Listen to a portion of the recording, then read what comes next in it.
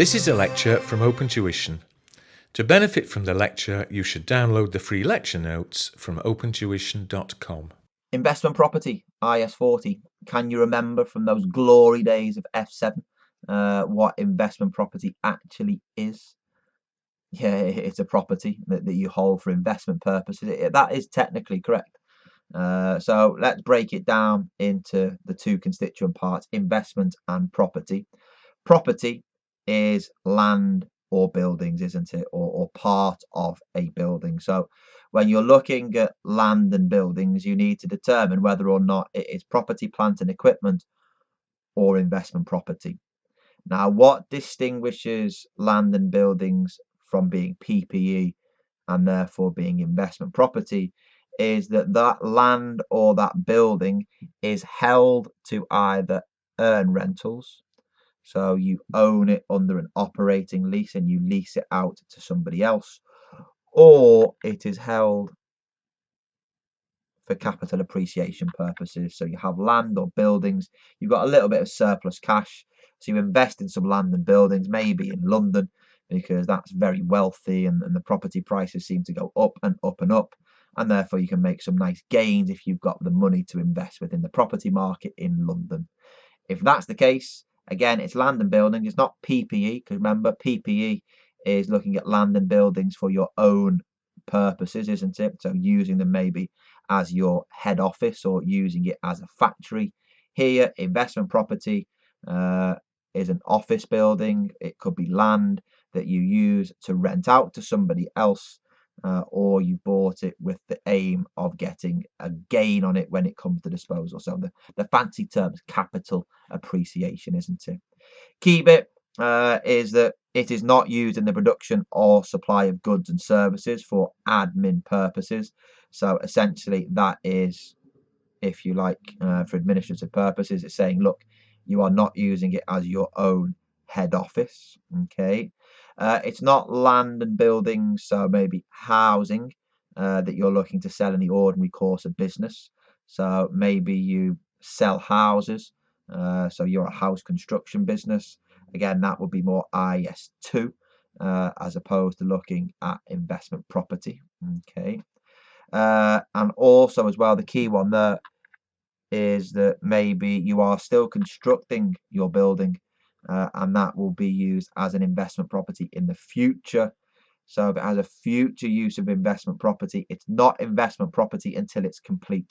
What you use there is you use IAS 16. So follow the normal rules of IAS 16 with regard to the construction of PPE. So looking at your purchase price of all the materials, looking at the directly attributable costs of getting it into its location and condition ready for use. So in terms of labour costs, any design costs of the building. And then once it's complete, once you've got the cost, that then forms the cost as it then moves in to investment property. Okay, excellent. So again, hopefully we're getting the theme in terms of initial measurement, subsequent treatment. Again, initial measurement, similar to what you have on IAS 16, is cost plus directly attributable costs. So when you're thinking about land or buildings, you're thinking about any property taxes that you have to pay on purchase of the land or of the buildings. When we go through then and subsequently measure it, we have two models, don't we? The fair value model and the cost model. Cost model, bit dull, bit uninteresting. It's exactly the same, isn't it, as IAS 16. Capitalise it at cost and then depreciate it. Okay, if you want to be really picky, if you have an investment property and measure it under the cost model, why you do that, is a bit beyond me, but let's not worry. You would go through there and disclose the fair value. Okay, so in the notes at the back of the accounts, you would disclose fair value, but I wouldn't worry about that too much. Under the fair value model, much more relevant, much more, if you like, widely used. If you are looking at buying land and buildings with investment potential and holding it for capital appreciation purposes, then what you're going to go through and do is that you value it to fair value at each reporting date. Okay. Then once you've got that, any gains or losses, remember, are taken straight to profit or loss, aren't they? Okay, because the assumption there is that there is a market available to be able to dispose of your property, and therefore you can make that gain or loss pretty reliably and pretty readily if you were to dispose of it at the end of the year. Clearly you're not, but that does then mean that we are taking it still to profit or loss as opposed to storing it up within other comprehensive income. Again, other key bit, hopefully you remember, is that if you're treating it at fair value each reporting day, gains and losses to profit or loss, do not depreciate it. Okay, nice and simple. The final bit of investment property before we go through and play around with a bit of an example is going through there and looking at the changes that you have with regards to investment property, i.e. maybe it wasn't investment property, so it was treated as IAS 16 or under, if you like, IAS 2, okay, and then it moves into investment property or vice versa, okay, so you can effectively split it down the middle in terms of those 4 bullet points. Okay, the first two are whereby we had investment property, so it was land, it was buildings, or if you like, part of a building that is then moved over to owner occupied. Again, key bit there is that if it was investment property, whatever it then is subsequently, you go with the fair value at the date of the change in ownership or the date of the transfer into inventory. Okay, the gains and losses go to profit or loss, and then whatever the fair value is for your IAS 16, that is then depreciated. Okay, the inventory at IAS 2, that is then, if you like, the cost of the inventory when you're then valuing it at the lower of cost and net realizable value. Okay, so the key bit is that if it was investment property, then get it up to fair value, treat it under IAS 40, gains and losses to profit or loss, and then treat it under the new standard. In the other two, again, key bit that you've got there is treat it as normal under IAS 16 and IAS 2. So I think the main one that we focus on is IAS 16. Again, what you would do there is before you transfer it, revalue it under IAS 16. So what that then means under IAS 16 is that any gains go to other comprehensive income. And then that up-to-date fair value is then the new value of your investment property. And then subsequently, any gains or losses on fair value go to profit or loss. Okay. So again, whether it's going from IAS 16 to investment property or IAS 2 to investment property, get the correct value first and then go through and adjust it under IAS 40, gains and losses to profit or loss. Okay. So what we've got there, little example talking about investment property and change of use. It says, again, explain. So narrative, maybe supplementing it with some numbers. The accounting treatment of the property in the financial statements for the year ended December 2015. Okay. So it says Adlington owns a property that it is using as its head office.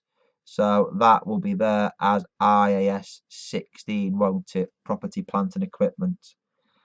At the 1st of January 2015, its carrying value was 20 million and its remaining life was 20 years. So we could depreciate that 20 million over the remaining life of 20 years, couldn't we? So is that there 1 million per annum? 1st of July 2015, so just be careful, that is mid-year, isn't it? 6 months into the year. The business was reorganised. Cheaper premises were found for use as a head office, so we have moved out.